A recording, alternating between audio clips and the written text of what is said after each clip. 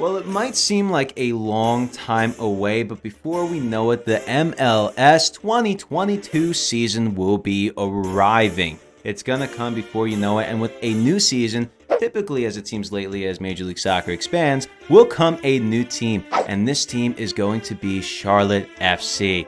I wish I could say the name is a working title, but we're going to get to it in just about a couple of minutes. Until we get them, Charlotte FC, in our opinion, is going to see some major success in their opening season. The first thing that we want to talk about with this club is their already devoted fan base. Right from the get-go here, we have a stat here, well, a quote, I should say, from their president, Tom Glick, I believe you pronounce his name. But looking at it right now, the president, Tom Glick, has stated, we have north of 30,000 season ticket deposits already, which is a huge number and ahead of the pace that Atlanta United was on when they launched their team 4 years ago. And Atlanta has really set the standard for the league.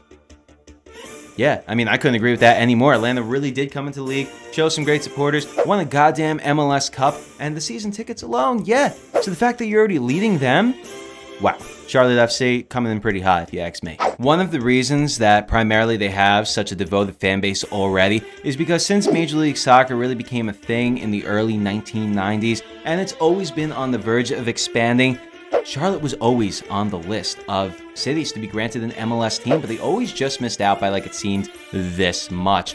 Every single time there was an opportunity that Major League Soccer was looking for cities to expand, they just missed out. There were so many unsuccessful bids, and when this was announced that Charlotte would be getting a team in 2019, you could guess that Carolinians, is that how you say that?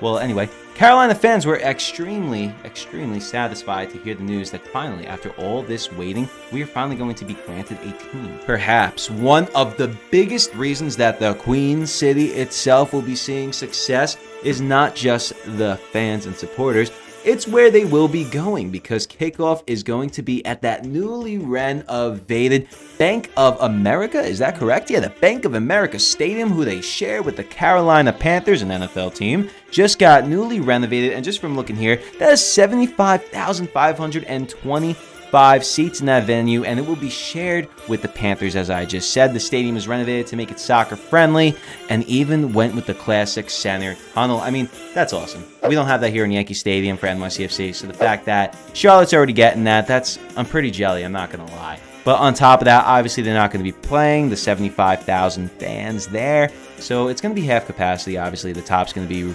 tarped off, but if it ever came down to that, I mean, look at Austin right now. They have all these season ticket members, they have all these people wanting to go to games, and they just don't have enough seating. So the fact that Charlotte just has all this in their arsenal already is really incredible. While fans, as I stated, may have disliked the name Charlotte FC as there was a lot of front runners to go with, I think everyone can agree that the crest, a truly perfect representation of the Queen City in a North American style, looks absolutely phenomenal, and we're just still awaiting those kits to come out, but that black and that blue niche together just looks so nice, and they're sharing it with their roommates in their new stadium as well. The term associated with the club was newly minted, and with that being said, part of that can be found on the badge, and that brings us to their supporters groups. Now, there's a lot of different supporters groups already. The biggest and most notable groups would be the one that launched with the club, however, I see right here, and that's the Mint City Collective. You have Queensfield and West End Collective dating back to 2017 as well.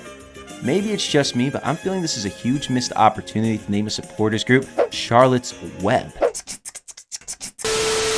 What's going to bring the most value to this team and attention to detail is going to be the rivalry established with Atlanta United. Rivalries, where do we begin with these? That is what brings in your revenue, your attendance, and just overall acceptance. Hey, that rhymes. In the league, it's absolutely incredible. And just from me looking right here, Charlotte and Atlanta, in our opinion, is going to be the best rivalry in Major League Soccer. It's going to take over the Cascadia Cup. It's going to take over El Trafico. It's going to take over the Hudson River Valley Derby. I'm so confident you have no idea how confident I am in Charlotte FC and Atlanta United's rivalry. Just from me looking right here, the margin between this rivalry and the ones below it is extraordinary. The cities are only about 3 hours apart in distance, and both of their owners also own NFL franchises who rivals each other as well. This is destiny straight from the birth gate. It's not a secret that the coronavirus COVID-19 pandemic had some setbacks for this club, but just like everybody else in the world, they are going to prevail. They'll find a way to do it. Having devoted fans already is a given, and with this being said, this is why we think Charlotte FC will be a successful and dominating team in Major League Soccer. The only thing that's left before the inaugural season is the starting roster and lineups. I'm so curious what this team is going to look like, and honestly, on top of that, aside from having that really nice crest, the team names were poor, and what I'm looking for is the jerseys, the kits. I really want to see what these bad boys are going to look like, because that color scheme to me just shows a winner.